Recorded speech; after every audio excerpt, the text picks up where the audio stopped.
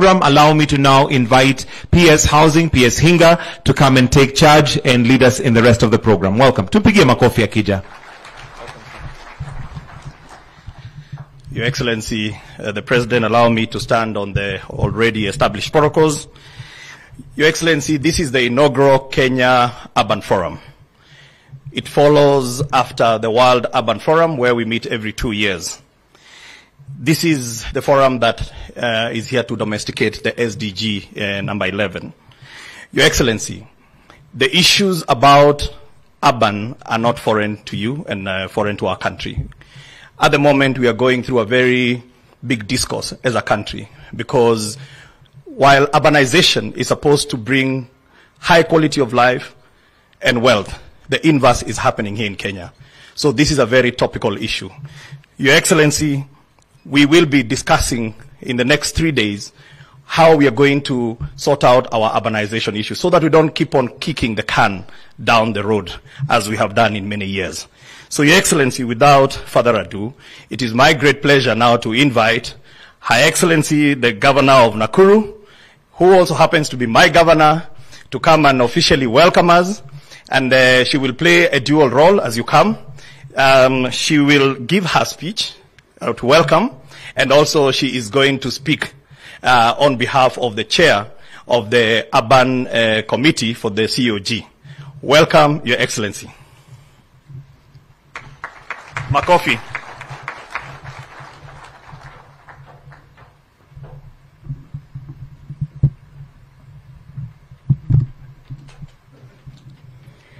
Thank you. Asante sana.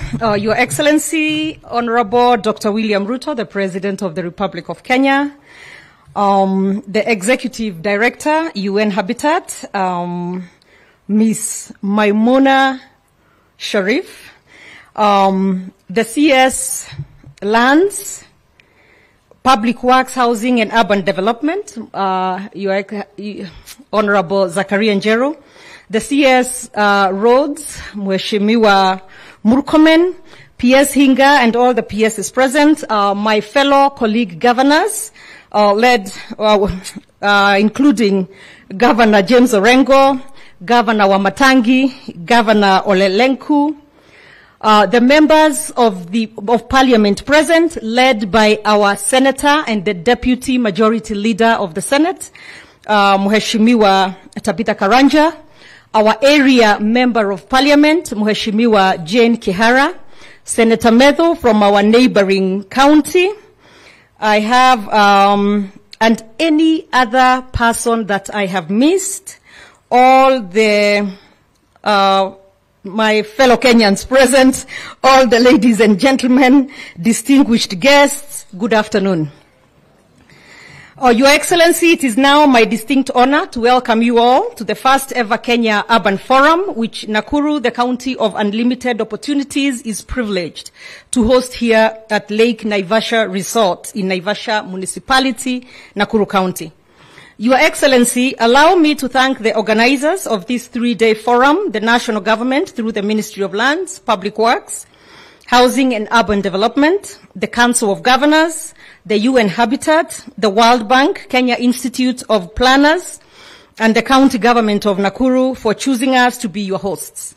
Indeed, we are delighted that this auspicious event has brought together an array of stakeholders to discuss critical issues facing the process of urbanization, namely urban governance, urban management, urban resilience, urban finance, and climate change.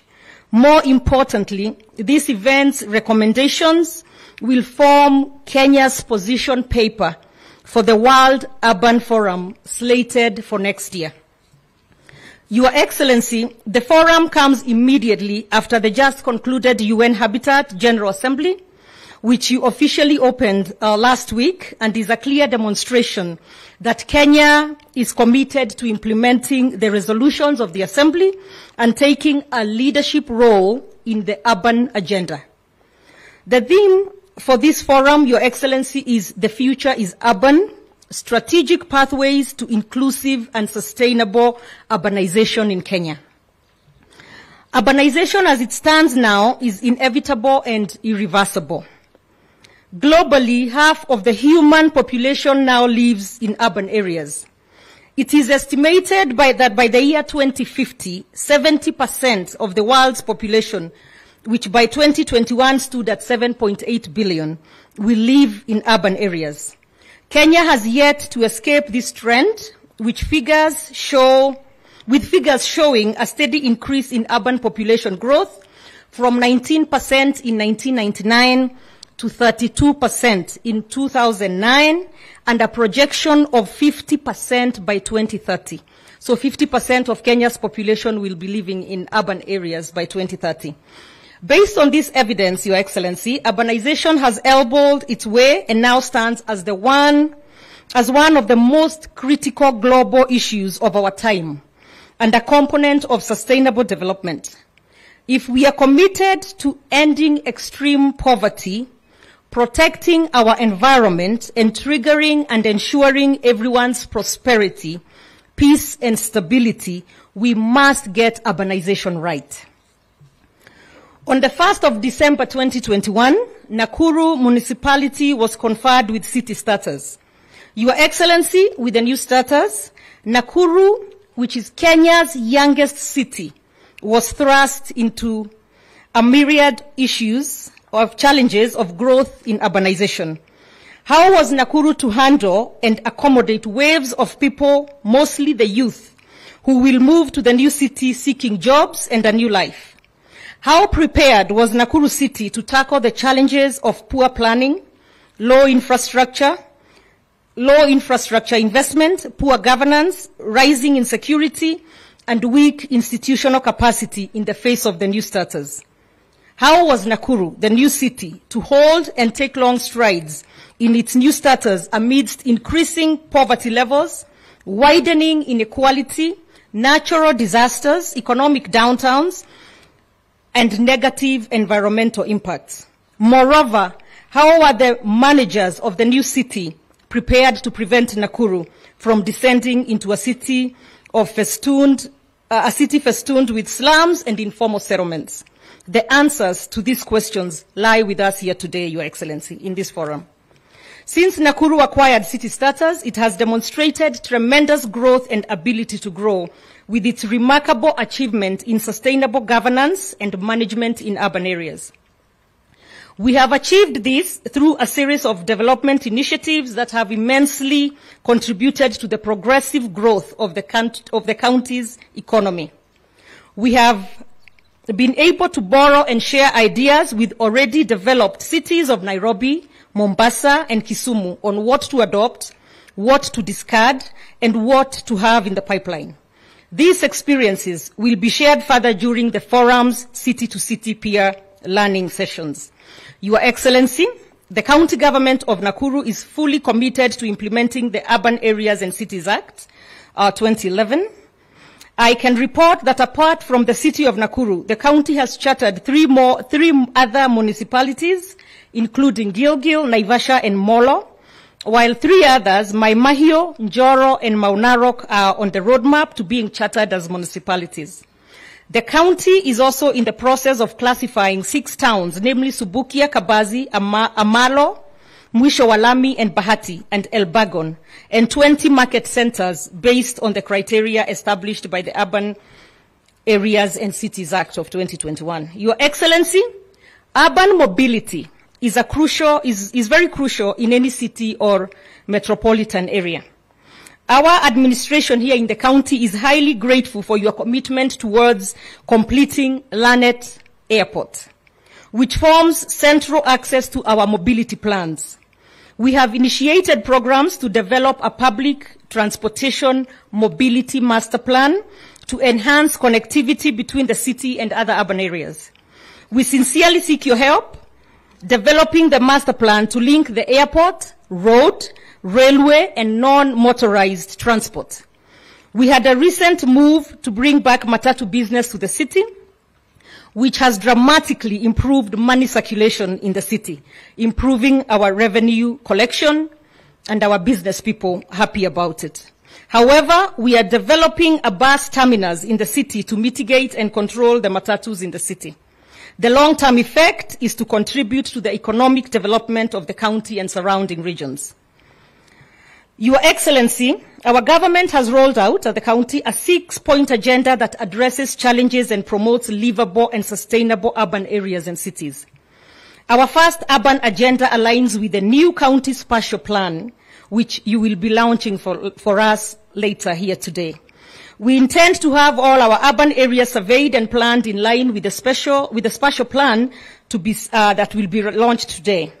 We shall also adopt a regenerative strategy for each municipality, town, and select market centers. This is because most of these urban areas have decayed over the years, and that is why we have adopted the regenerative approach to revitalizing these urban areas like Olenguruoni, because they are the future of our urban economy. My government aims to have all municipalities, towns, and markets gain a competitive advantage. For instance, Joro municipality will be a hub for agricultural aggregation and education through Egerton University and the soon-to-be commissioned Egerton Agro City Industrial Park. Thank you, Your Excellency, for your unmatched support towards the Agro City Industrial Park. As a county, we plan to automate and implement the Land Information Management System, the LIMS. And we are also looking forward, Your Excellency, to working with the national government to resolve land caveats imposed in Joro, Molo, Kuresoi South, and Kuresoi North sub-counties. Your Excellency, ladies and gentlemen, Nakuru County has taken cognizance of impact of climate change on urbanization. Our government has rolled out a comprehensive solarization program that will cover all our urban streets and spur economic growth in every urban center. I'm hoping that we can achieve a 24-hour economy. Your Excellency, the solarization project will also power our essential services, such as the Nakuru Teaching and Referral Hospital, which requires a 24-hour power supply, and other hospitals, including the ones here in Naivasha, and also cover disaster centers as well. And this will help lower the cost of operation and maintenance services. Your Excellency, I can tell you that when I came into office, and as we stand right now, I have a power bill in the county of 170 million shillings. So we must be able to find a way to lower our power bill so that that money can go to development and provide water and other necessary services. Your Excellency, with the new entry of electric motorcycles to curb unsustainable practices that have led to biodiversity loss, we hope that Nakuru will be the first county to establish a power charging point in line with your vision of having electric motorcycles. Your Excellency, the other day I was glancing across some social media pages, and I saw someone joke, and I don't know, and it said something like, if you're on an electric motorcycle and it rains, do you get electrocuted? Just joking.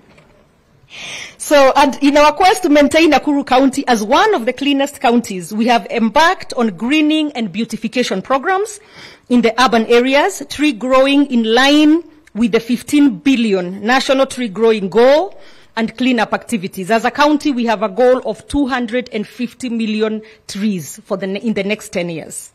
It is ambitious, but we are sure that we shall be able to do it. Soon, Nakuru City will boast of at least 3 streets with the most canopy in Kenya. Furthermore, we have adopted, as I complete, Your Excellency, clean energy technologies such as solar energy, enhanced non-motorized transport, promoted energy use efficiencies to reduce greenhouse gas emissions, installed air quality monitoring sensors, and rehabilitated Gyoto dump sites through greening, site fencing, waste compaction, waste segregation, waste recovery between the organic and inorganic, and making environmentally friendly products such as roofing tiles, eco-tiles, green comb fertilizer, and fire briquettes from the waste. As a young city, Your Excellency, Nakuru has prioritized the development of housing stocks in the city and its urban areas, which is one of your big legacy agendas, Your Excellency, and we want to support it fully because Nakuru needs more houses for our people. We have a current target of 10,000 housing units. Currently, 5,469 housing units are underway, underscoring the need to build more. Sorry, Your Excellency. The first phase is 10,000, but the goal is 50,000. So we have rolled out the first phase. So we are rolling out the first phase. And I'm happy to report that a total of 605 units are under construction in Bondeni, which we visited together, Your Excellency. Affordable housing, in the Bondeni Affordable Housing Project. We are also finalizing a strategy for mapping all available public land across the 11 sub-counties in line with your ambition and efficient plan of housing Kenyans. We plan to launch a housing regulation strategy to take stock of housing. I reiterate your ambition to affordable housing. I believe every Kenyan has a right to good housing and sanitation. Your Excellency, I am in full support of the housing levy. One of the reasons, Your Excellency, we keep stating that Nakuru is a land of unlimited opportunities is our potential in the blue economy. We have 6 lakes. I believe we may be the county with the most number of lakes in Kenya. We have 6 lakes that offer great potential to be the leading county in terms of utilization and resource benefit of the blue economy. Every one of our lakes has unique characteristics. We start with Naivasha, the highest of the lakes in the eastern part of Rift Valley. It provides commercial livelihood to Kenyans through fishing of tilapia and the recently introduced black bass. Recently, Lake Nakuru provided a habitat for fish, which has attracted the youths to fishing as a source of income. On the other hand, Lake Nakuru provides a habitat for beautiful flamingos at the heart of the game reserve and Lake Elementaita. Your Excellency, I humbly request your government direct support as we seek to collaborate with agencies managing our lakes to utilize and explore the blue economy fully. In final conclusion, without a doubt, urban areas are and will continue to play a crucial role as agents of positive change only if they are well planned, well built and well governed. They can act as catalysts for inclusion, set trends for equitable economic growth, and link the economy, energy, environment, science, technology, and social and economic outcomes in our societies. It is my expectation, Your Excellency, that this forum will discuss the issues at our disposal and come up with recommendations that will help Kenya get the quest for urbanization right. Thank you very much, Your Excellency. Now, let me invite my colleague. We were together in the Senate. You are the minority leader. Now, my colleague as governor of Siaya, who will stand in on behalf of our chair of the Urban Committee, Governor Anyang' Nyong'o, who is away on business, on work issues, and also stand in for our chair of COG, Madam Anne Waiguru. So karibu sana, Your Excellency Mheshimiwa James Orengo. I hear them calling you the walking constitution. Karibu.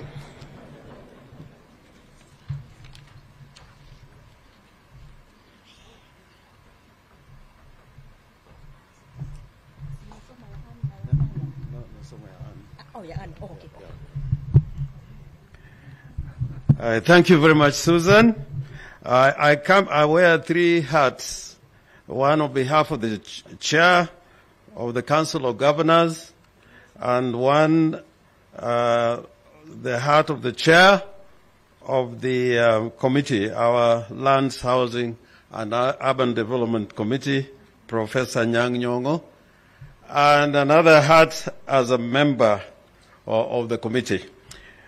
Your Excellency, Dr. William Samoei Ruto, the President of the Republic of Kenya, Cabinet Secretary Honorable Mwangi Njeru, Cabinet Secretary Honorable Kipchumba Murkomen, Mr. Charles Hinga Mwaura, the Principal Secretary, State Department of Housing and Urban Development, Your Excellency, Honorable Susan Kihika, who is our host governor, Honorable Senator Tabitha Karanja, Honorable Jane Kihara, and other members of parliament and senators who are here, Your Excellency, Madam Maimuna Sharif, the Executive Director of the UN Habitat, and the delegation from the World Bank.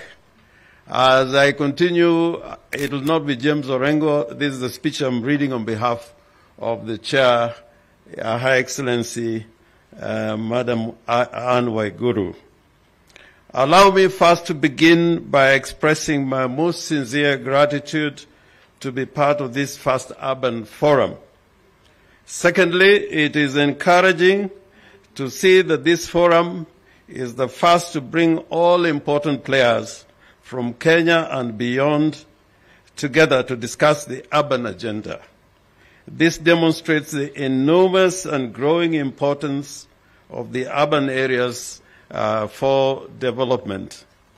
The theme chosen for the conference, namely Strategic Pathways to Inclusive and Sustainable Urbanization in Kenya, is very important and timely, especially since it comes at a time when we just hosted the United Nations Habitat Assembly under the theme of a sustainable urban future through inclusive and effective multilateralism, achieving the sustainable development goals in terms of global crises. Your Excellency, over the years, concern about urban sustainability has received more attention in the global development discussion. At the center of this discussion is the Sustainable Development Goals, particularly number 11, which is sustainable cities and communities, whose mission is to make, and I quote, make cities inclusive, safe, resilient, and sustainable, and the new urban agenda.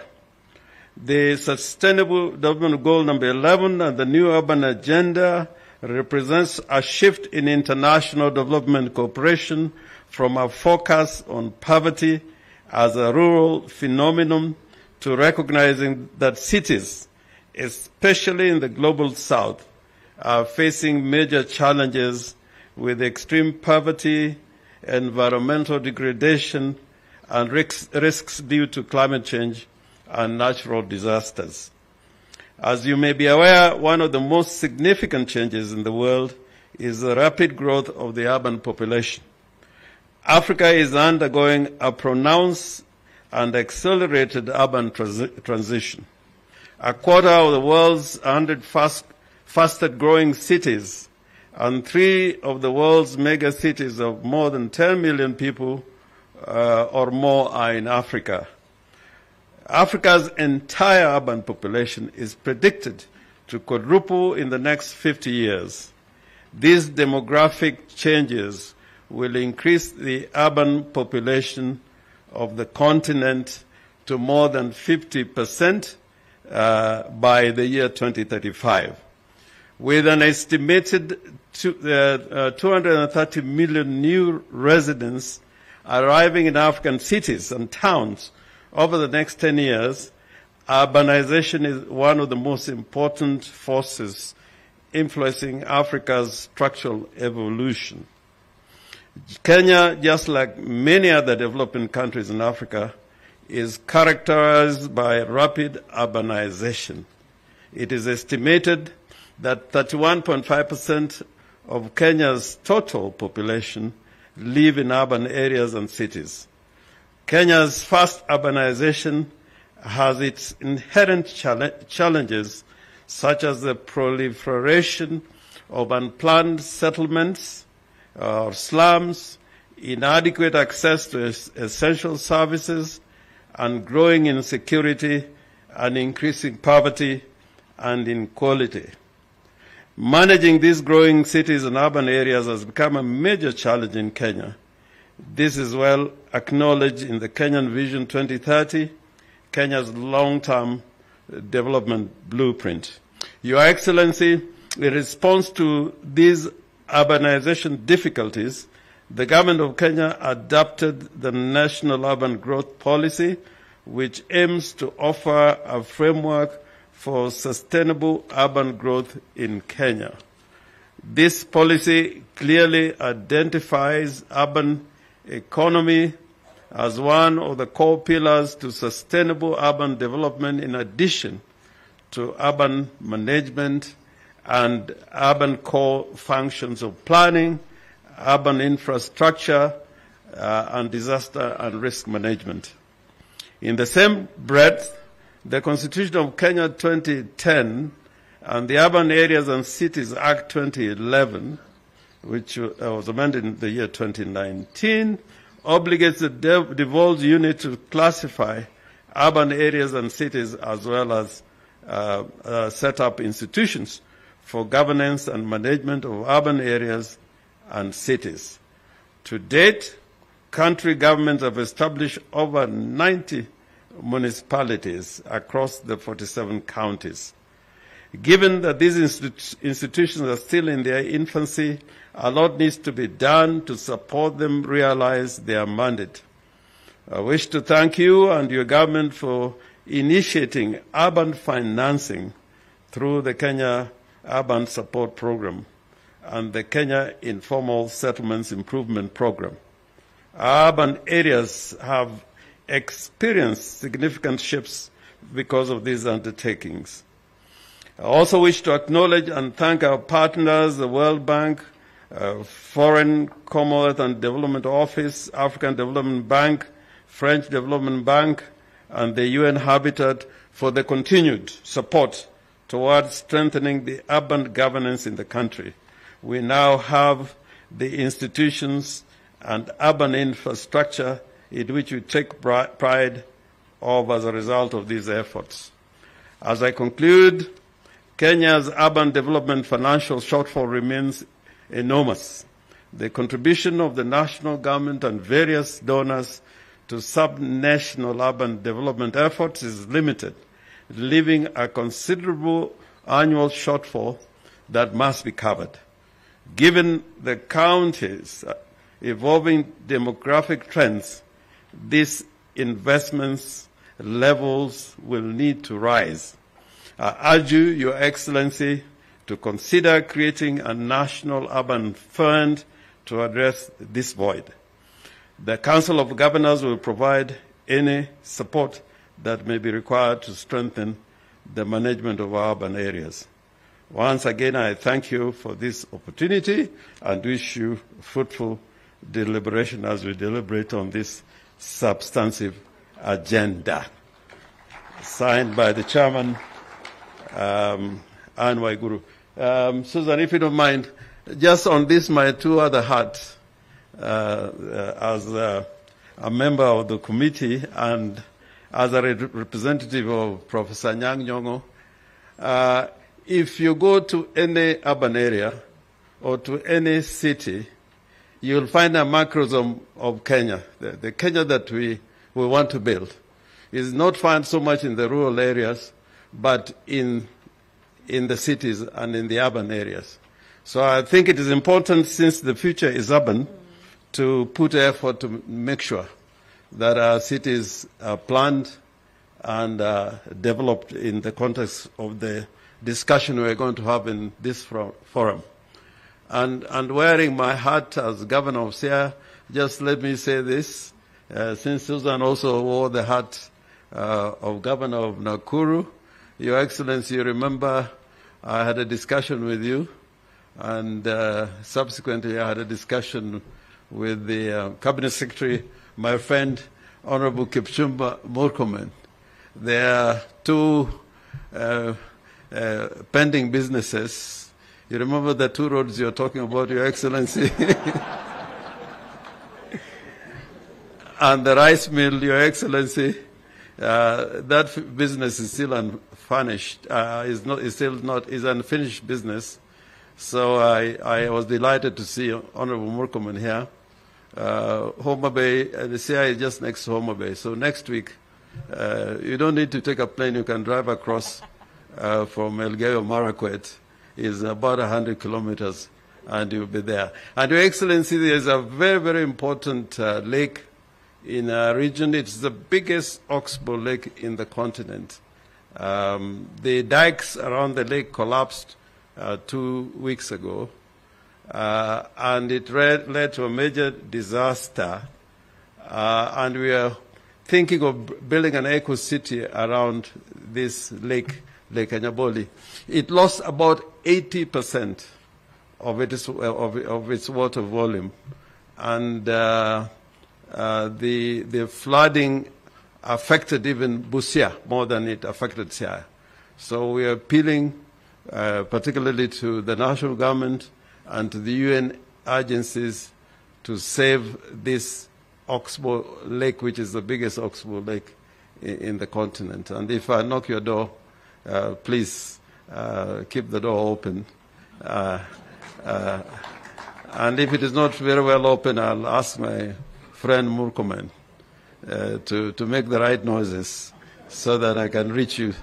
And the visit to Siaya, which we were supposed to make, and with Busia, I'm waiting anxiously.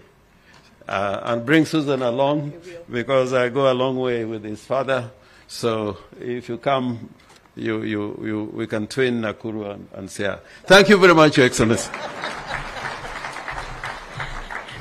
Thank you so much, Governor James Orengo. You are also a man I truly admire.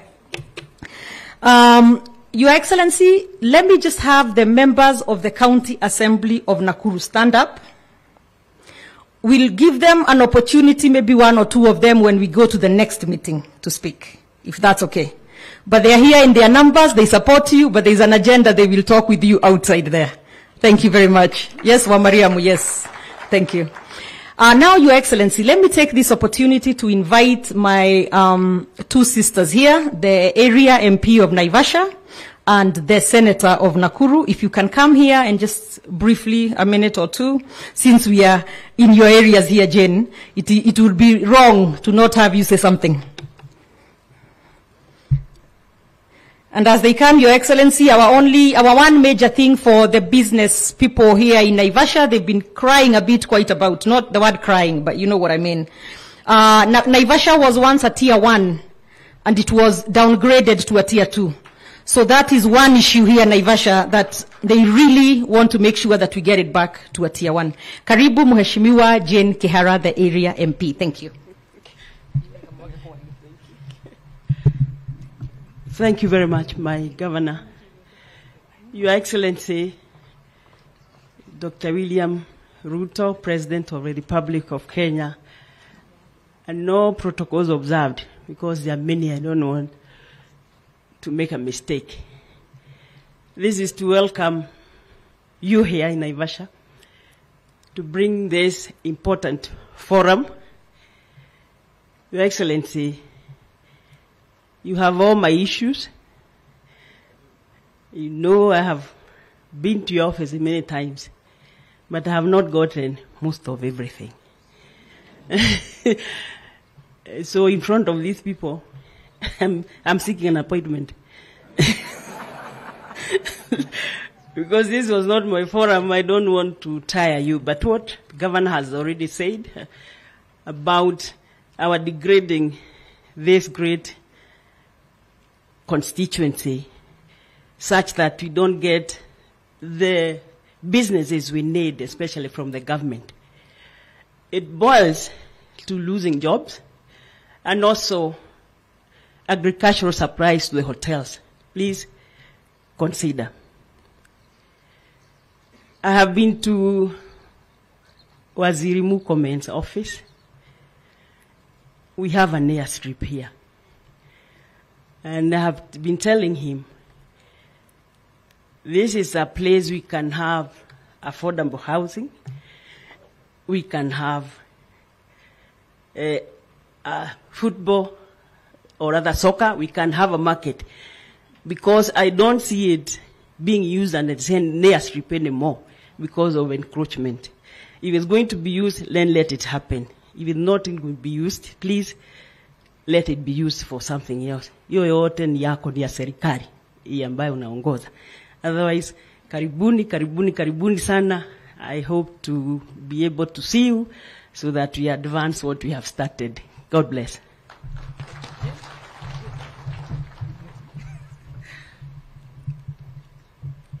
Your Excellency, our beloved President, Dr. William Ruto, CS's governors, my senator there, Mr. Medhu, Honorable Medhu, all protocols observed, good afternoon.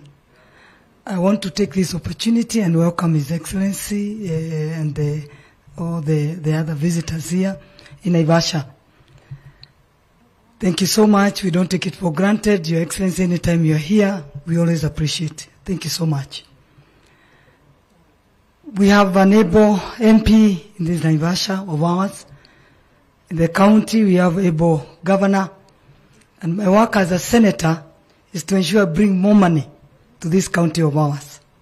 We have the best county. I think Nakuru should be named as one of the best counties in this country. And the beauty in this county can't talk more than it's a county of girls.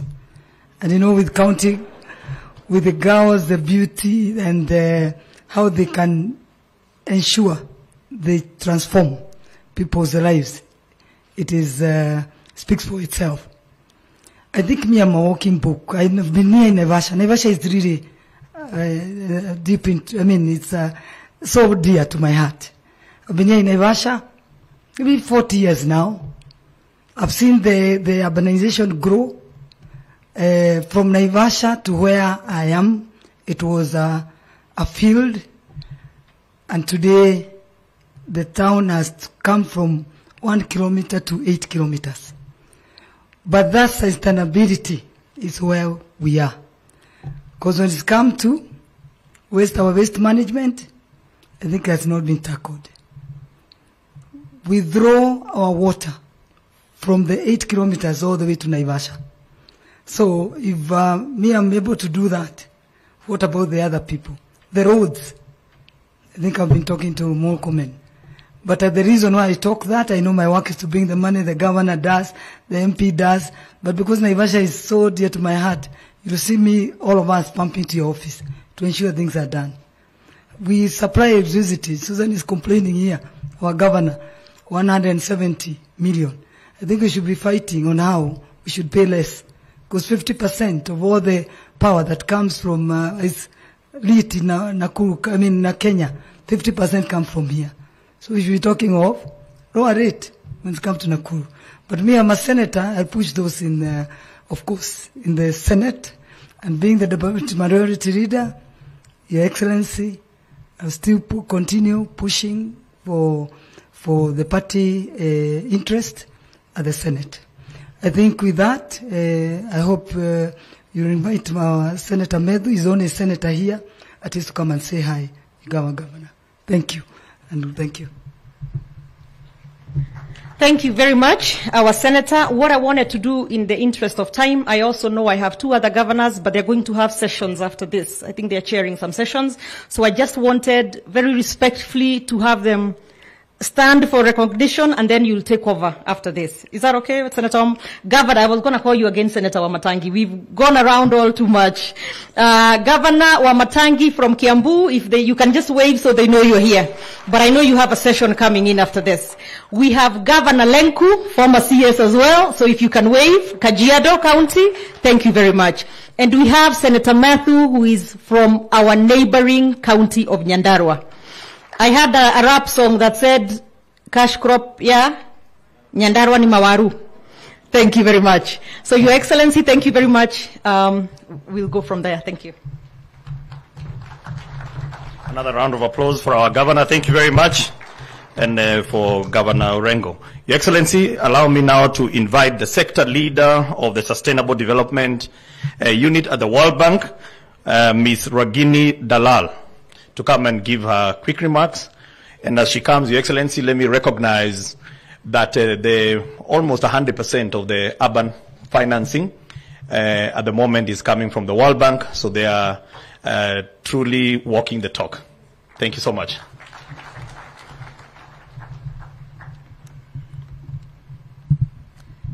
Thank you.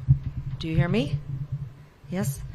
Your Excellency, Dr. William Ruto, President of the Republic of Kenya, governors and deputy governors present, cabinet secretaries and other government representatives present, Ms. Sharif, Executive Director of UN Habitat, distinguished guests, ladies and gentlemen, all protocols observed.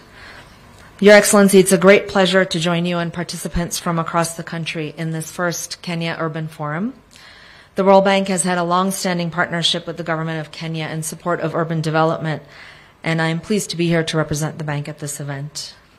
I have 4 messages today, and I think they'll be easy to remember because I think many of them have already been said. Number 1, urbanization is the wave of the future, both globally and here in Kenya, where we expect half of the population will live in urban areas by 2050. Number 2, if well managed, this provides a major opportunity for poverty reduction, economic growth, job creation, and provision of housing and basic services to citizens. Number 3, Kenya is still early enough in her urbanization trajectory to benefit from international lessons by approaching urbanization as an integrated system, looking at a portfolio of cities where different cities can play different but complementary roles. For example, large cities can become a diverse economic base for metropolitan regional development.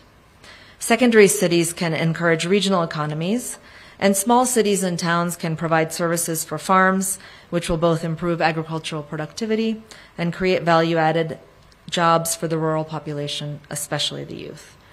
And fourth, the fact that many urban areas in Kenya still remain to be built means that the steps taken today, Your Excellency, will be critical for charting a different path that involves a compact and connected urban growth for the future prosperity and resilience of Kenya.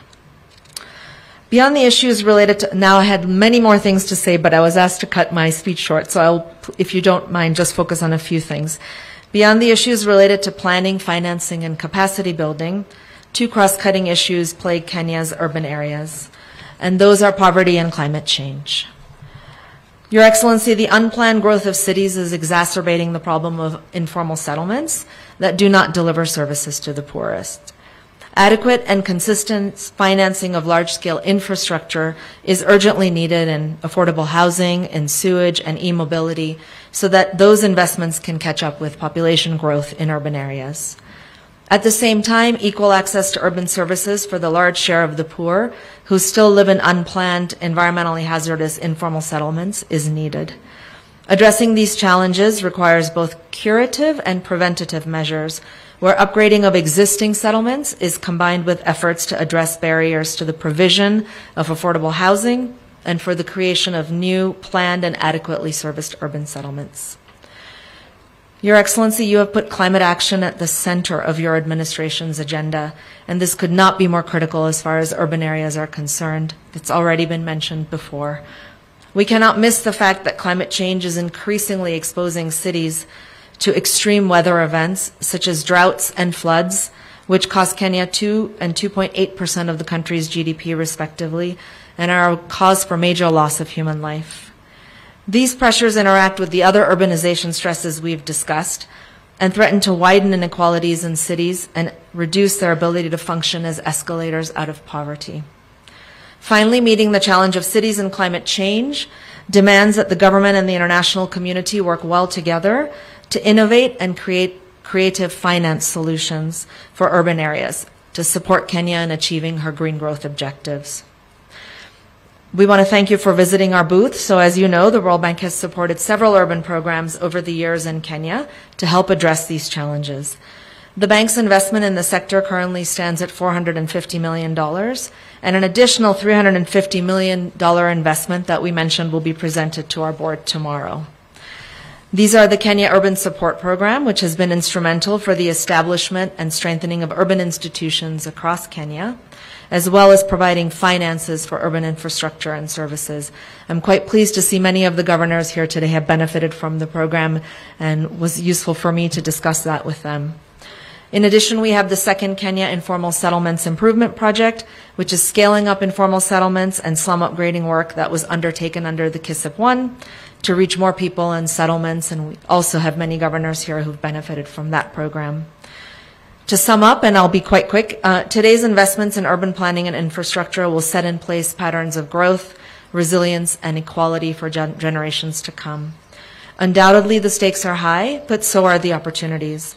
The World Bank is committed to continue partnering with the government of Kenya to build a resilient, green, and inclusive urbanization pathway. The future, as we know, is urban. Thank you for giving me the opportunity to share this stage with this august panel, and asanteni sana.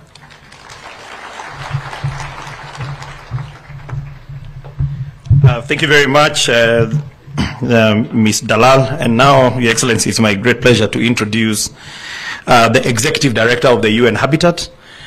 This is an organization that we are very proud of. Madam, you can come, Madam Maimuna Mod Sharif, that we host UN Habitat. This is one organization, Your Excellency, that has a very huge responsibility of dealing with SDG number 11.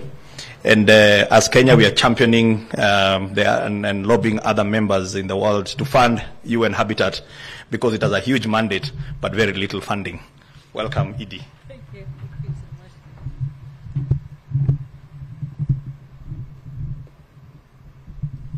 Thank you so much, PS. Your Excellency, Dr. William Samuel Ruto, President of the Republic of Kenya, Honorable Mr. Zakaria Nyaru, Cabinet Secretary, Ministry of Land, Public Works, Housing and Urban Development, Honorable N. Waiguru, Chair of the Council of Governors, Honorable Madam Susan Kihika, Host Governor of Nakuru County, Honorable Governors, distinguished delegates, colleagues, friends, ladies and gentlemen, all protocol observed. A very good afternoon to all of you. Habariya Uzuhuri. Your Excellency, Mr. President, please allow me to thank you once again for officiating the just concluded second session of the United Nations Habitat Assembly in Nairobi. Asante sana, sir. Your address to the 137 member states in the presence of 90 ministers was truly inspiring. Your words continue to give me the much needed vitamin P, vitamin passion, to serve and support member states to implement the new urban agenda to achieve the sustainable development goals. Let me convey to you the appreciation from the 5,000 delegates from all around the world for the hospitality generously offered by the people of Kenya, by your government, and for having showcased to the world how Kenya is addressing its urban-related challenges. The magical Kenya. As you know, with the support of your government, member states at the Assembly ratified 10 resolutions and adopted the ministerial declaration titled A Sustainable Urban Future Through Inclusive and Effective Multilateralism, Achieving the Sustainable Development Goals in Time of Global Crisis. Your Excellency, distinguished guests, ladies and gentlemen, like other countries in Africa, Kenya's future is urban. Out of the total population of 53 million, more than 32% now live in cities and urban areas. Kenya is also experiencing an urban growth of 3.7% per annum. The challenge of our time is to harness the power of urbanization to align the needs of the people, the economy, and the city. We are at the moment in time that will never come again.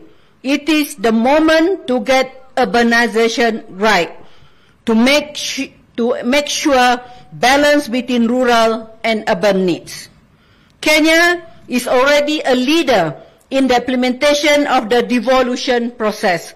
What we need now is to help each other strengthen our own resource collection, define their unique selling point, and co-create unique economic offerings.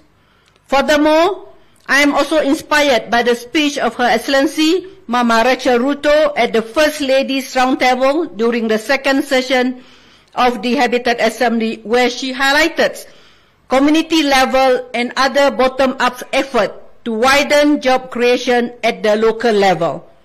Kenya's rich and diverse culture can be a source of inspiration for unique county-level products. However, as you rightly pointed out, the sustainability of such effort can only be achieved if we take care of the most basic right. Affordable housing and slum transformation will need to be financed. This is in line with the thought of His Excellency President William Ruto, as he highlighted the key role of adequate housing as a basis for sustainable urbanization at the just concluded UN Habitat Assembly. UN Habitat has been supporting municipal revenue enhancement, waste management, mobility system, and non-motorized transportation system in many counties. We have also been involved in the resettlement of refugees in Colombia. More recently, UN Habitat also embarked in new initiatives such as Nairobi River Regeneration and Blue Economy for 6 coastal counties in Kenya to unlock the economic and environmental potential through linkages between land and sea planning, waste management, and ecosystem protection. We must now capitalize on this initial investment by the European Union into a dedicated spatial development plan to attract both local and foreign direct investment. The inaugural Kenya Urban Forum, a KUF, under the theme Strategic Pathways to Inclusive and Sustainable Urbanization in Kenya, enable country-level stakeholders to develop strategic avenues for localizing SDGs. I hope all the counties taking part in this first Kenya National Forum will be ready to declare their action. No more declaration, but declared action. Both new and completed ones. And you please declare your action at the World Urban Forum in Cairo, Egypt next year from 4th to 8th November 2024. I also urge the Kenya Urban Forum Secretariat and participants to take note of each of the 10 United Nations Habitat Assembly resolutions as the basis for the Kenya Urban Forum outcome document. By doing so, we leverage on the knowledge generated from such forum to inform policy, local action, and ultimately service delivery.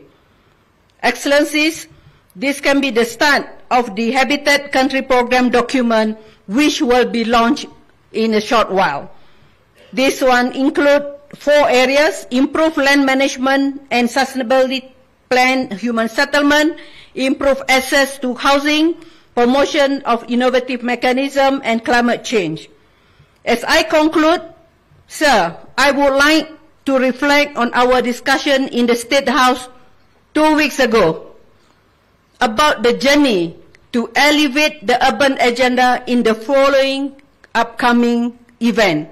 I look forward to your continued championing the urban agenda at the UN Habitat and of UN Habitat at the high-level political forum in New York next month.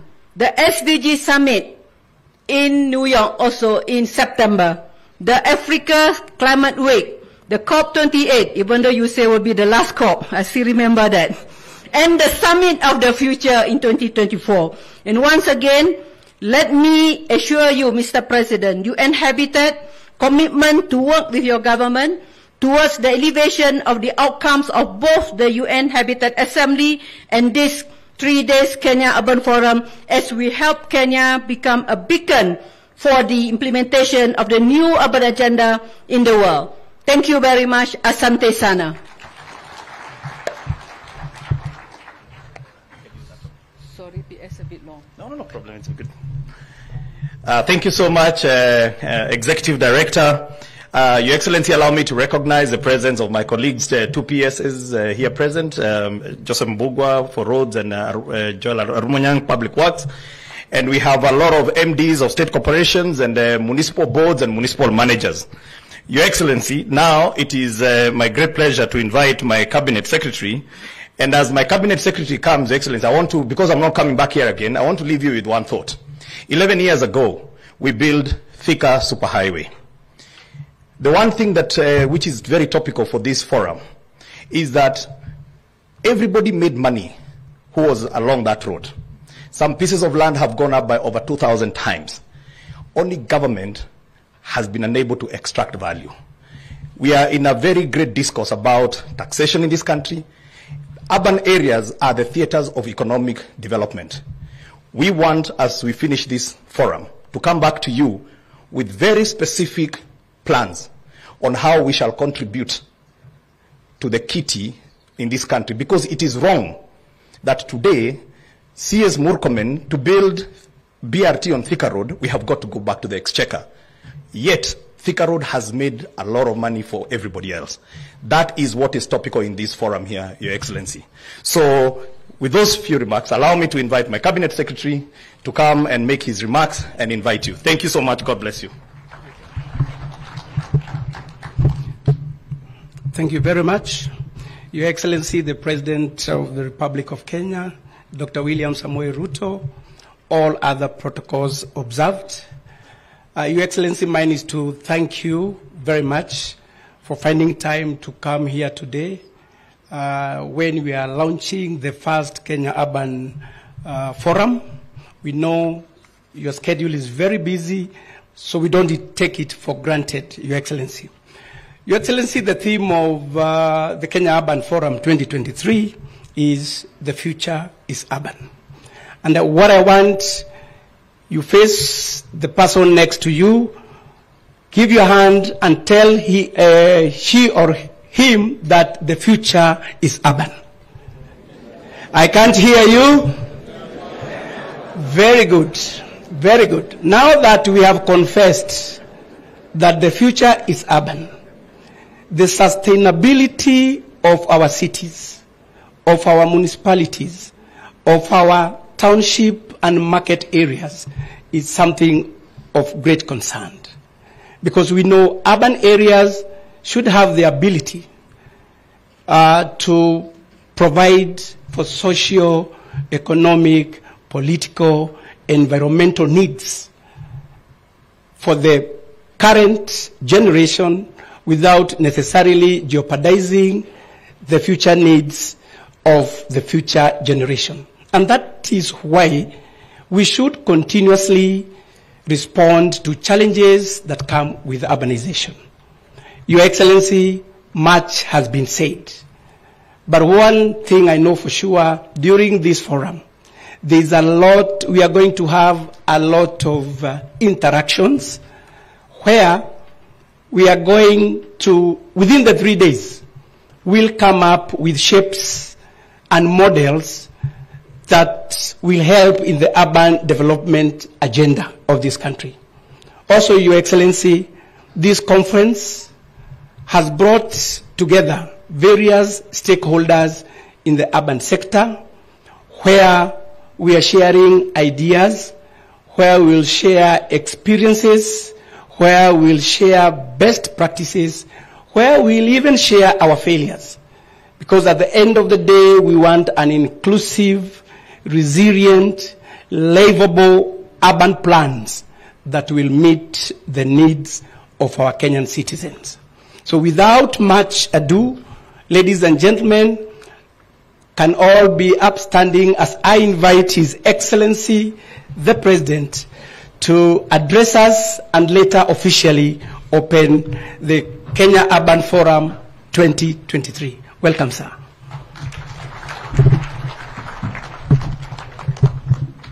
Thank you very much. Please, let's take our seats. Asanteni sana. Ministers present, Principal Secretaries present, Your Excellencies, Governors, Members of Parliament, Senators, the membership of the County Assembly of Nakuru, distinguished participants and delegates, good afternoon. Last week, at the launch of the second session of the UN Habitat Assembly and Madam Maimuna has spoken to it. I participated in a forum that reflected at great length on the urgency, challenges, and opportunities in connection with sustainable urbanization. I am encouraged by the number of highly engaged major stakeholders in the area of human settlement and especially urbanization that I have been able to engage with before and even today. Clearly, urbanization is a defining trend of the next phase of socioeconomic development, is a matter that should occupy us immensely because sustainable solutions are urgently needed to enable our countries govern effectively and serve efficiently. Urbanization is a general human trend at all times. However, rural poverty, underemployment is driving increasing numbers of people to urban areas in search of opportunities. In our part of the world, urban centers have historically developed only limited capacity and cannot serve large populations adequately. Even before the current tide of runaway urbanization got underway, our urban authorities were already struggling to provide for comparatively modest populations. At independence, for example, Kenya was a rural nation of 9 million people. Only 8% of this population was urban. Now, Kenya is urbanizing at the annual rate of approximately 5%, one of the highest in the world. 34% of our population today live in urban centers. And by 2050, 50% of all Kenyans will be living in urban settlements. That is phenomenal. It is a challenge, but it is also an opportunity if we work smart with the interventions that we have. Rapid urbanization coupled with low growth of essential housing, water, energy, transport, sanitation, and other infrastructure has intensified demand, leading to such manifestations of unbearable pressure as unplanned and unsafe developments, poor sanitation, and hazardous pollution, crowded and unsanitary housing, and poor access to other goods like education, healthcare, and security have hugely expanded. The unprecedented growth of our urban areas is therefore of unplanned, uncontrolled, and unsustainable type. Over 50% of urban residents inhabit informal settlements. Statistics from the government of Kenya show that we have 1,411 informal settlements, slums in our country, with close to 7 million people living in those informal settlements. We have negative implications on human dignity, security, safety, and health because of these informal settlements. As a result, our commitment to sustainable development goals is undermined, most of all SDG number 11, by what is the trends that we see. It is time to take radical measures to bring our urbanization under control in order to enable urban institutions and authorities to significantly improve livability in these settlements and in our country. Urban areas must be transformed from spaces where it is difficult for authorities to provide services for citizens to obtain them. In other words, we must, with great urgency, steward the transformation of our urban areas into well-planned, adequately managed, well-governed, and sufficiently resourced areas. The future, as has been said by everybody here, is urban. We cannot and must not argue with this inevitability. Our role is concerned with how, rather than whether, future urbanization will unfold. our primary mandate is to facilitate an expeditious transition to Kenya's desired urban future. As a starting point, the Constitution provides a robust institutional foundation for sustainable urbanization by mandating national legislation to provide for the governance and management of urban areas and cities under Article 184. The legal framework governing urbanization and urban governance is also in place in the form of the Urban Areas and Cities Act, Cap 275, upon which a city like Nakuru was pronounced as a city, and the policy framework set out by Sessional Paper Number 1 of 2016 on national urban development.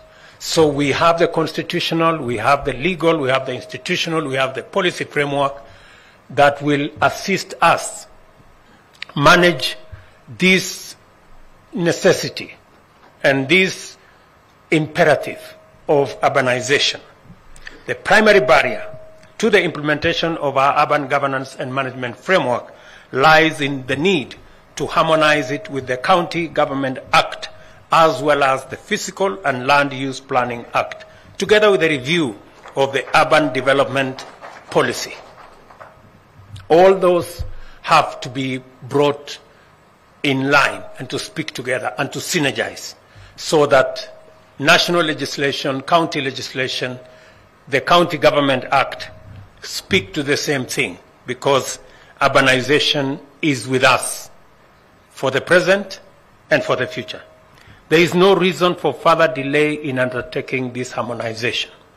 And the Minister and the Council of Governors need to interrogate the areas that need to be harmonized so that we can, with a sense of urgency, be able to do what we have to do.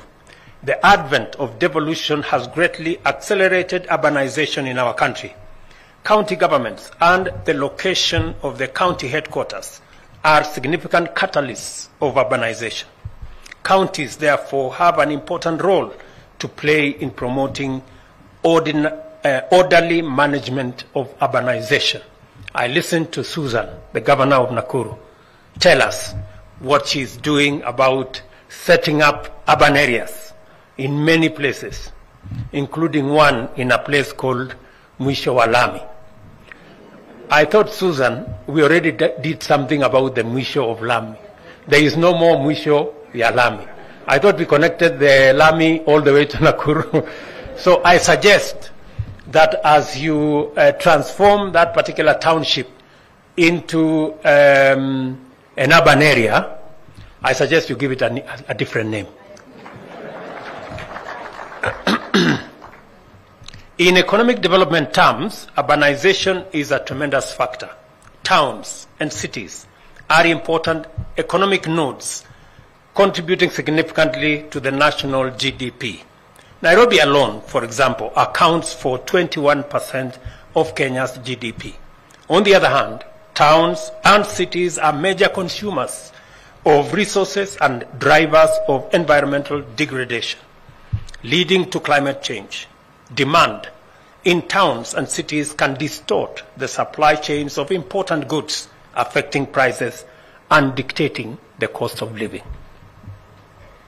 Environmental malpractices like the discharge of untreated effluent and poor disposal of solid waste pose serious risks, while toxic pearls of smoke from industries often engulf megacities. We must take all these possibilities into account as we ponder the next course of urbanization during deliberations in this forum. And I encourage you, being representatives from across the divide, from national government, from our counties, to interrogate how we can work together so that we don't end up with a situation like the way we have today. For example, in Nairobi City, we are grappling with what to do with the Nairobi rivers because of the kind of sludge and sewage that has been pumped into those cities. The Kenya Urban Forum assembles stakeholders and strategic partners into a coalition that collaboratively and innovatively tackles the most salient issues and fundamental dimensions of the urbanization phenomenon with a view to generating sustainable mechanisms for transition from hazardous urbanization to livable towns and cities. It is important to appreciate all of them for their goodwill, commitment, and solidarity. Your support inspires us to do even better, and we do not take it for granted. Our urban development agenda has benefited from partnerships and collaborations with the World Bank, French Development Agency, Swedish International Development Agency, and UN Habitat, among many partners who work with us on this very important agenda around our cities and how to improve the availability of services and goods in our towns. The World Bank's support for the Kenya Urban Support Program, now coming to an end, has contributed significantly to the development of urban institutions. Consequently, 70 municipalities have been established, while more are being set up by county governments. We look forward to further engagement with our partners with a view to extending the partnership to enable Kenya establish functional, efficient, and sustainable urban institutions. Although much commendable progress has been accomplished in promoting sustainable urban development in the country, much more remains to be done to maximize urban livability. I am persuaded that a dedicated urban development fund is a vital vehicle to navigate Kenya's transition to a desirable urban future. I know Governor Orengo, reading the statement of the Council of Governors, spoke to this issue. It is time to bring the National Urban Development Policy 2016 into operation to facilitate the creation of this fund. And I undertake that the government of Kenya is going to do it and ensure that we create the necessary partnership with the counties so that we can, in a collaborative manner, be able to deliver on this fund. And similarly, I urge county governments to do their part by devising innovative approaches for generating revenues to finance urban development. And we are ready to assist county governments in doing this. We have integrated affordable housing as a critical pillar of our national bottom-up economic transformation agenda, not only to deal with affordable housing supply gaps, but also as a means of creating employment for millions of our citizens. For the sustainable urbanization imperative to materialize, it must translate into an affordable housing program at its core. And I think I have spoken to this issue severally, and I want to repeat that as we work on the housing program, we've committed ourselves that we are going to roll out the construction of 250,000 houses every year. It is not just about houses.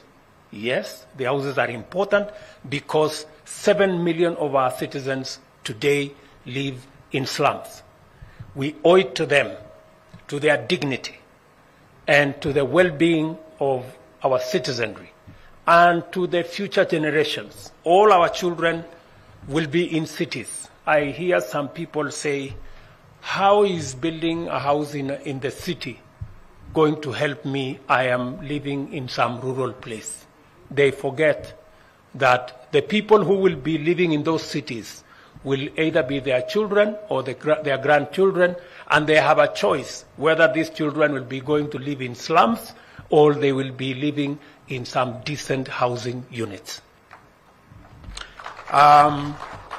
And apart from sorting out the housing question, it is the whole exercise of creating jobs.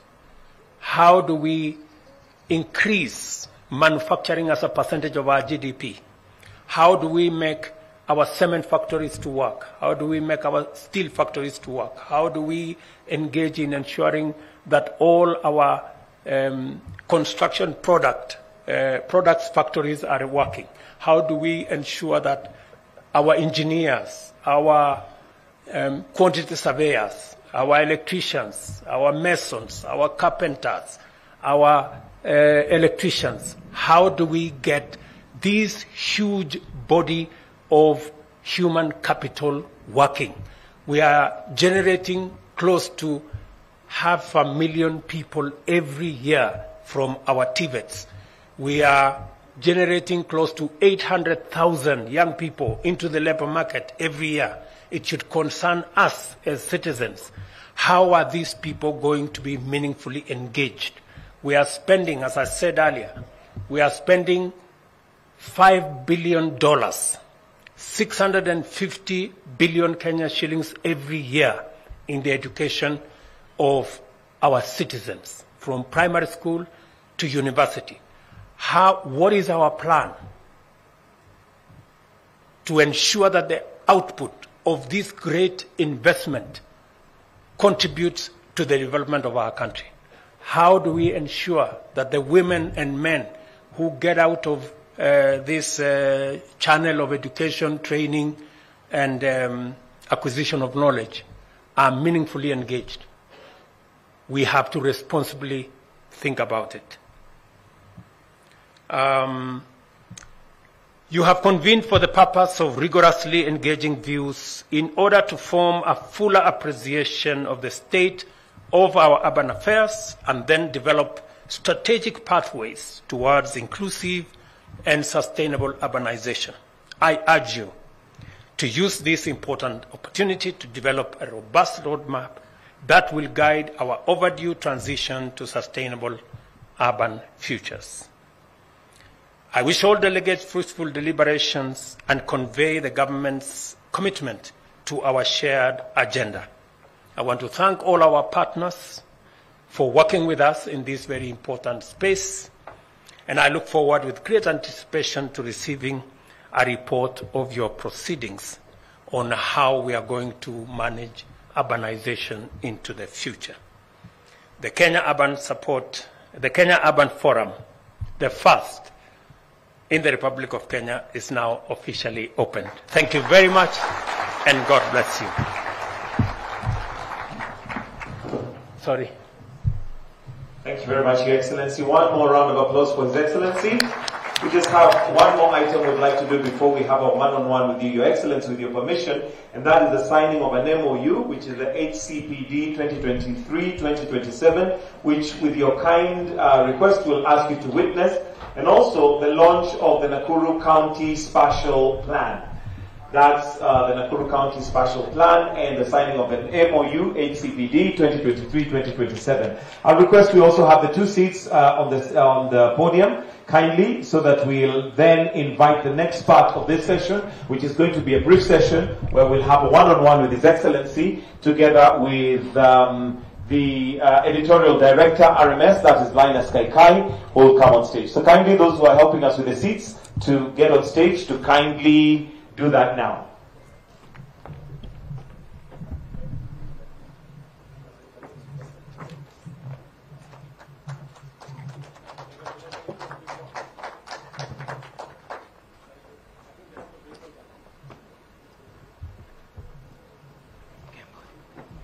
We may now take our seats. Kindly, we can sit down.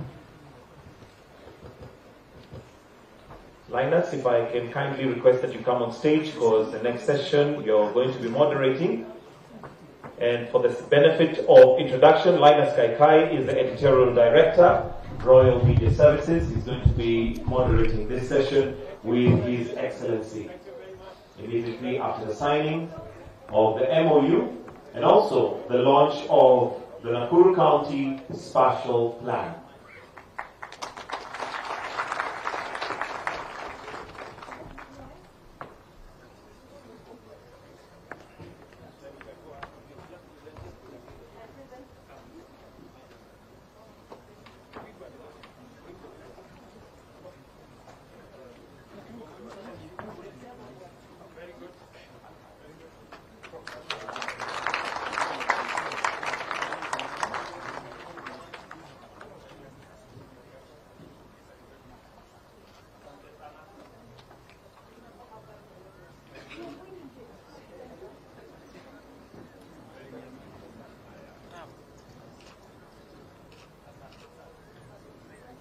Thank you, Your Excellency.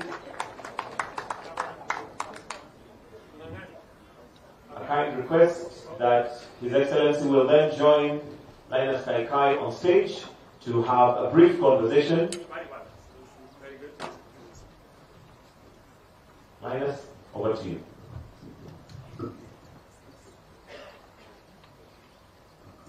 Thank you very much. And Your Excellency President William Ruto, our conversation will come quite broadly from the remarks you have made. And I've picked something that you've said about your mandate to transition the country to a desired urban future.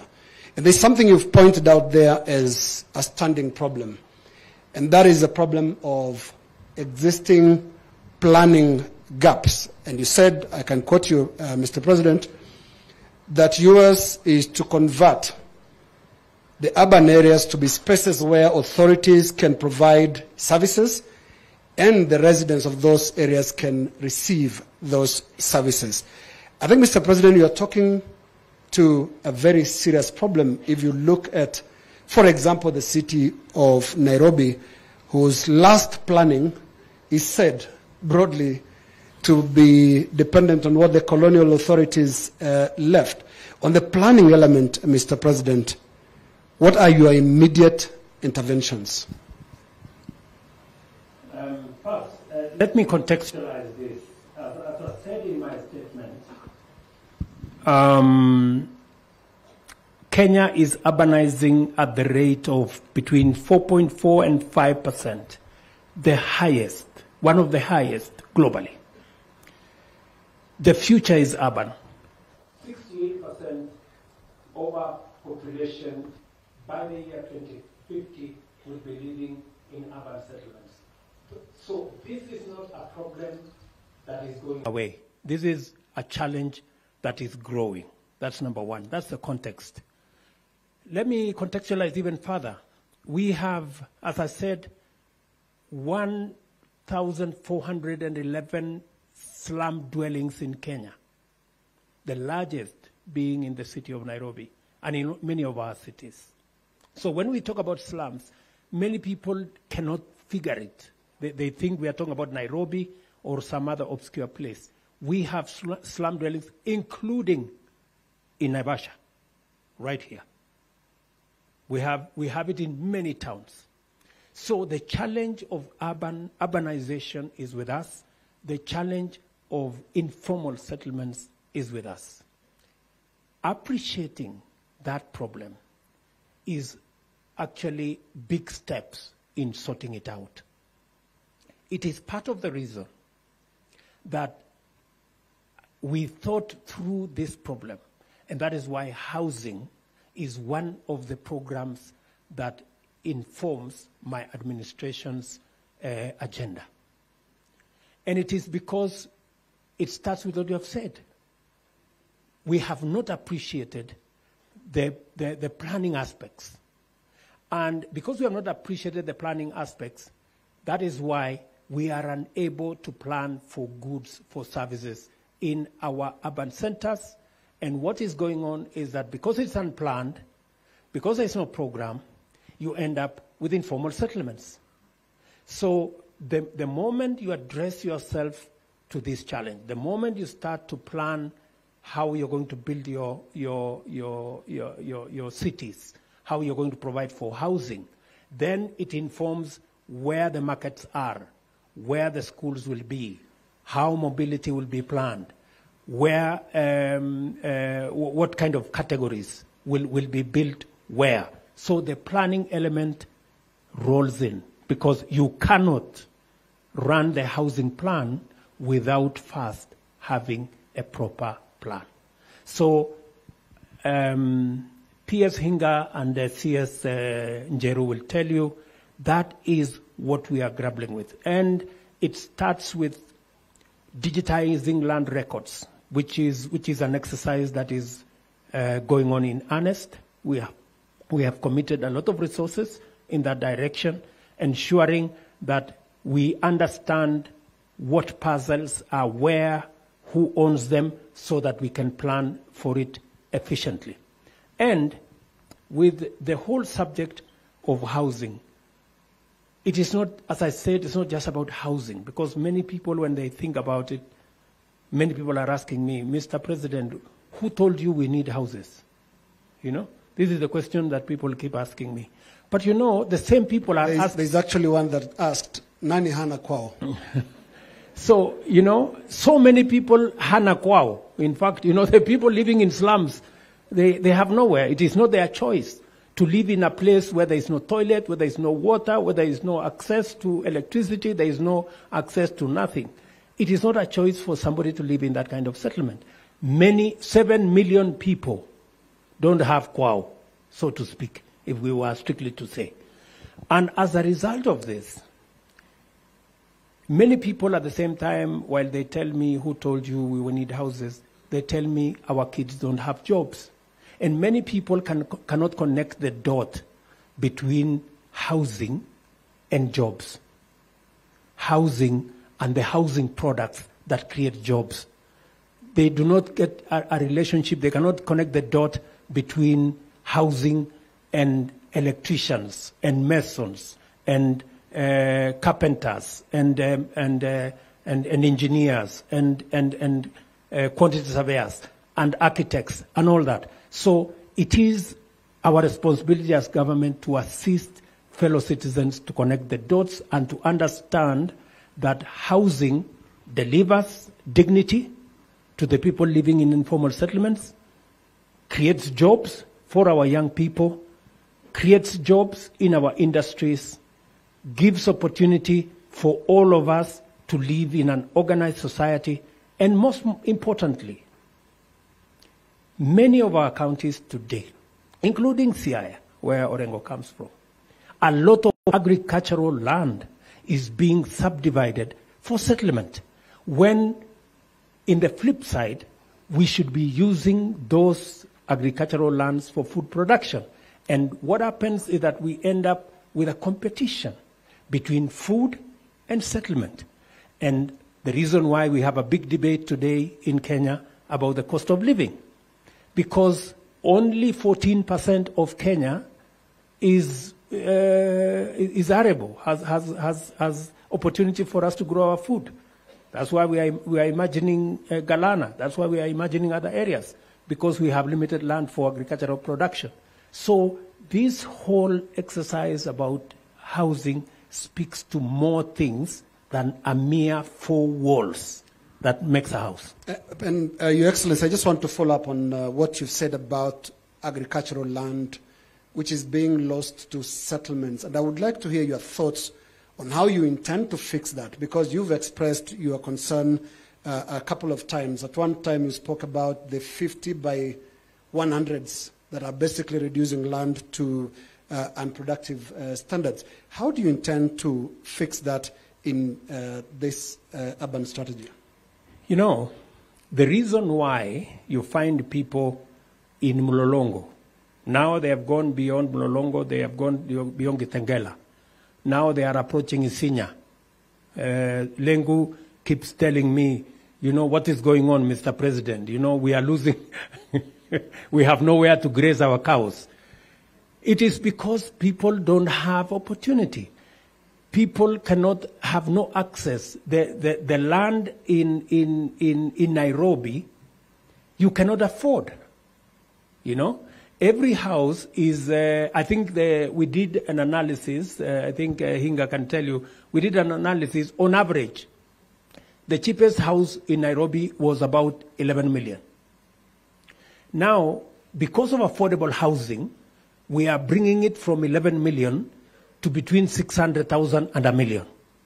That means the fellow going to Isinya has no reason to go to Isinya anymore. Whatever he's looking for in Isinya, he can find it in the middle of Nairobi. That's what affordable housing does. So once we have created an incentive for somebody not to go and look for 50 by 100, because the reason why they are going to look for 50 by 100 is because they cannot find a house that they can afford. And that is why we are talking about affordable housing. So that instead of subdividing agricultural land, we create incentives for people to buy affordable houses which sorts out the problem they are trying to sort out by going to subdivide agricultural land. So we are flipping it, you know. Don't blame the people who are going to support, to subdivide agricultural land. It is because there is opportunity. But we want to decimate that opportunity by making sure that there is a house that is affordable. You don't have to subdivide agricultural land. Take, for example, where you come from. That's beautiful agricultural land. But with time, you will see subdivision. Many of the ranches are now being subdivided to be owned by individuals. I had Governor Lenku, I had Governor of Narok.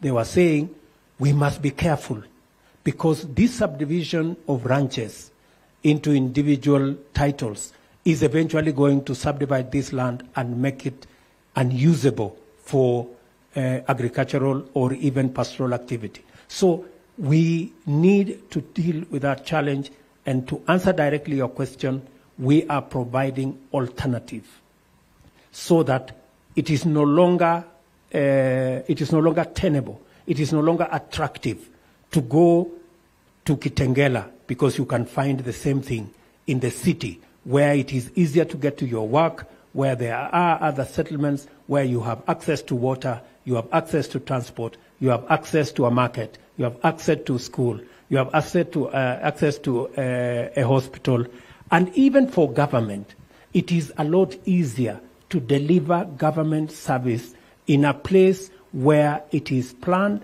and we can keep all settlements in one place. It is easier to deliver water, it is easier to deliver transport, it is easier to deliver all services rather than stretching every service to people living in different parts of our country. Thanks, Your Excellency. You speak of incentives, and I would like to hear, at a policy front, where is the interface with the counties? Because you mentioned land that is being lost that used to be agricultural going to settlements. And I have in mind Kiambu County, which once used to be the bastion of coffee farming, and now it is a game park of flats. What are those incentives? And at the policy front, what is the conversation going to be like between your government, the national government, and those in the counties? By the way, if there is one place the counties and the national government have a convergence of action and ideas and a concurrence of agreement, it is on housing.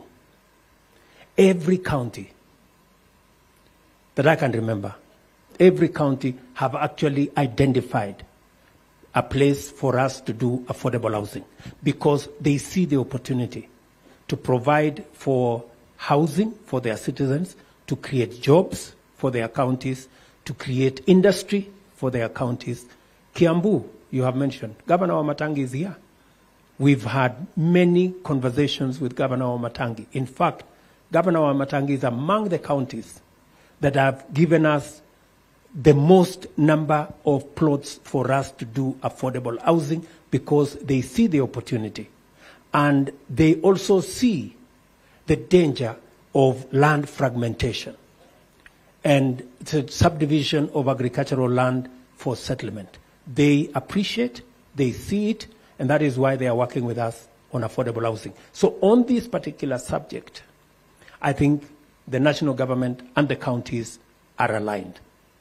And where there will be shortfalls, if, for example, county government doesn't have land to give, will there be the option of acquiring that land? And how do you intend to address the concerns that compensation for land, especially on huge government projects, giving the SGR as an example, is sometimes too costly? If the SGR alone could do the upwards of 30 billion just in compensation of land, you can imagine how much affordable housing may cost before the project even takes off. The good news, however, Linus, the good news here is that either by default or by design, we have a lot of national government or county land that is available. That's the good news. And secondly, we have worked with the counties, and many of the counties are willing to engage with people who own land in their counties so that that land can be made available. And for your information, in some of the instances, we do not even have to buy the land, even if we don't have it. What we do is we enter into a partnership with owners of land so that we develop the locals' housing, and it is shared between the owners of the land and us as government who are developing. So we create a win-win where government comes up with the plans, we put in the infrastructure, we put in the sewer system, the roads, the electricity, the water, into a private person's land, and we share the outcome of the development. So since it's a win-win engagement, we do not necessarily run into the challenge you have mentioned. But speaking to the subject of land compensation, I have taken the position that we spend a colossal amount of money. Today, we have a pending bill of 50 billion Kenya shillings on land compensation, which to me is unjustified. And unfortunately, many of these values were arrived at through means that are not correct. There is an incestuous, forgive the word, relationship between those who value the land, those who award the grants, and finally the people who pay.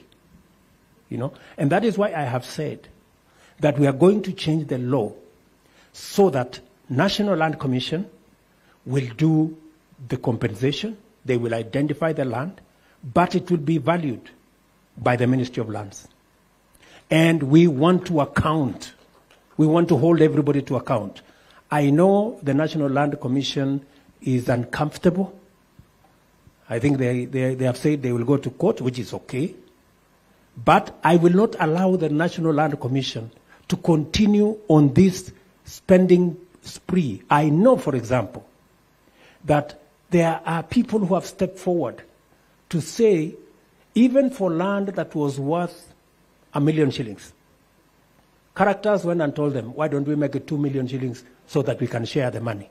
You see, how can I preside over that kind of nonsense? I will not. I will not allow that to go on.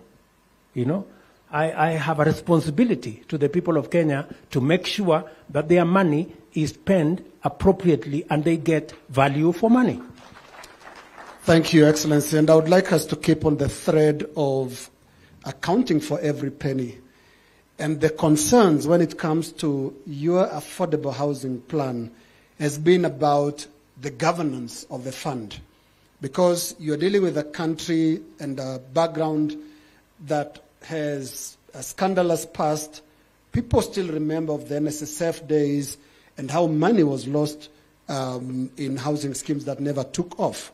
How do you intend, Your Excellency, to make this different, to make every coin that people are going to contribute to the affordable housing scheme to be accounted for?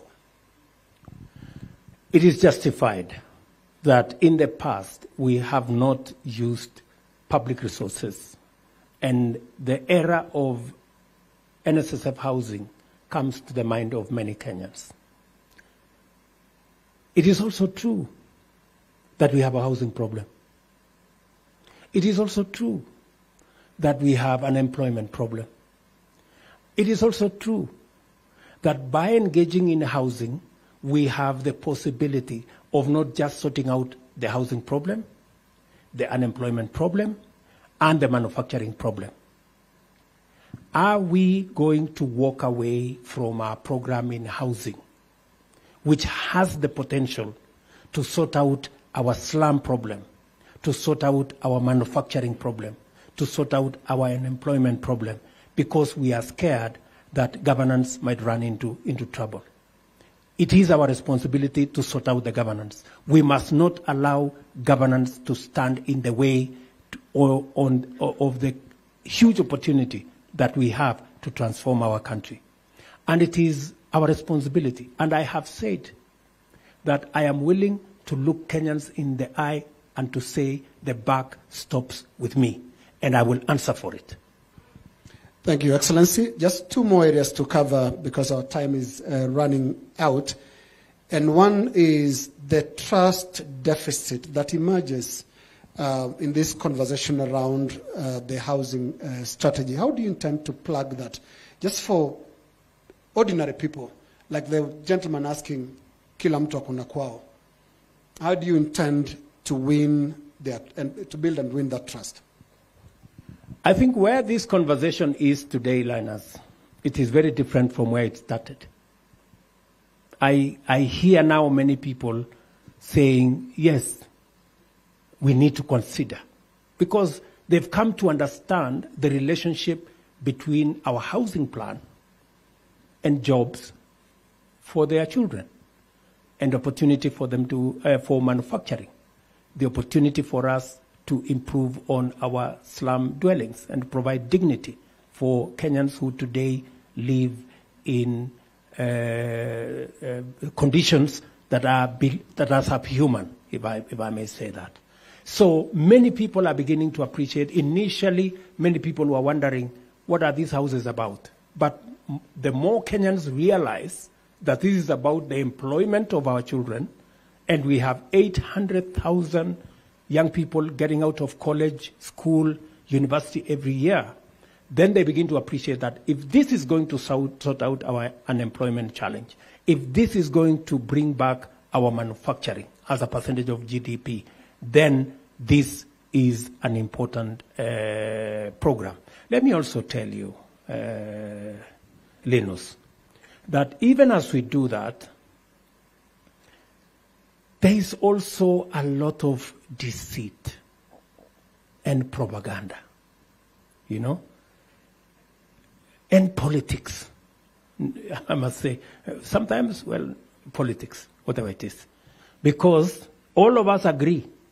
I have never come across one leader who does not agree that housing will sort out our problem.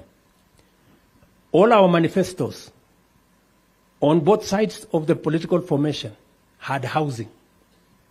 Today, one side of the divide have changed their mind about housing. It is not because they have a different conviction, but it's because they want to play politics. I think as a nation, there must be a fine line between what we can play politics with and what we can do together as a country. And finally, the media. Huh? Tell me, Your Excellency. The media has spun huge propaganda. Oh, I don't know what. Oh, I don't know what. Sometimes we try to understand that the media supported a different candidate and their candidate lost. But surely they should move on. I mean, the election is over. And you know, we are a democracy. Nobody is going to be held. I mean, it would be foolhardy for anybody to think that everybody is going to support you. It's not possible. And you know, in a democracy, people make choices. But you can't penalize them because they made a different choice. You know, we are a democracy. If everybody should support the candidate of their choice. But once the election is over, surely, we should be gentlemen. We should be democratic to say, okay, I supported a different candidate, but since this character won, I don't like him very much. But because it is democracy, let us support what is positive, what is good for the country, and oppose when it is necessary. I have no issue. I'm not sure, Your Excellency, whether questions about affordable housing have taken political party lines. We've seen questions from people who come from all regions, including regions that voted for you, Your Excellency. And just in the accountability question where the media normally comes in, and we've seen articles in papers and commentaries in television and all that, all pointing at how that money will be accounted for. Mr. President, the country is scarred by NSSF. And the question that is being asked is, how do you ensure your affordable housing program does not create new billionaires that NSSF created in yesteryears? I have told you with clarity that Parliament is going to discuss the housing levy fund and how it's going to be managed. The board, the oversight board, will be representative of both government and the private sector. We're going to ensure that there is a proper, accountable mechanism. I know very well, as a politician, that if something goes wrong, I will be held to account politically, right? So I must make sure that nothing goes wrong. And I am decisive. I am intentional about making sure that we hold the trust of the people of Kenya by making sure that they get value for all their resources. So, the same way we are being held to account, the same way we have oversight bodies making sure that we spend public resources appropriately, we are going to make sure that this fund, like all other funds, are held in a manner that is accountable to the people of Kenya, by making sure that we have an oversight board, by making sure that it is run professionally. In the board, for example, we are going to make sure that we have pension funds on board, we have Federation of Kenya Employers on board, we have representatives of public servants on board, we have representatives of trade unions on board, we have government in its broader sense involved, we have counties also involved in the board to make sure that this fund is accountable. And I like the discourse we are having, because the discourse we are having is telling us what the people of Kenya expect. And it is not wrong for the people of Kenya to expect us to be held to the highest account that is possible. That is possible. That is the right thing to do. That is legitimate, and we must do it. Mr. President, if we could quickly just clarify the space of the affordable housing program by your government, and also other schemes that existed before your program came into space. And on the 29th of June last year, when you launched your manifesto ahead of the election, you spoke of pushing mortgages from 10,000 to about 1 million through existing banks and other schemes. Do you still have your eyes on that, or everything is now going to affordable housing in the government? Yeah. We are firmly on it. In fact, I think you maybe you didn't get our program right. Our intention, which still stands, was we have close to 30,000 mortgages, not 10,000, about 30,000 mortgages. It is our intention to move mortgages to between 1 million and 2 million under our program. It is the same program. It was not about existing programs, because in any case, existing programs then only generated 1% of affordable housing. All the other 90-something% were houses that could not be, many Kenyans could not afford. That's why they were getting out of town. The affordable housing is going to be the avenue for us to increase our mortgages from 30,000 to 1 million, by God's grace, to 2 million. Thank you, President. Our last question, so that we allow you to move to your next engagement. I would like to finish up on the Kenya Urban Forum, the first one, this being the first one. And in your speech, you spoke about harmonization of laws and the various policies that are governing the urban space. And P.S. Hinga did mention about kicking the can down the road. And on the street, Mr. President, we are told as a country, we are a country of good plans. that then end up in the shelves. And one of such good plans is the National Urban Development Policy of 2016, which is still waiting to be implemented. What pledge do you make as the first forum gets underway that plans will get off the shelves and to be implemented on the ground?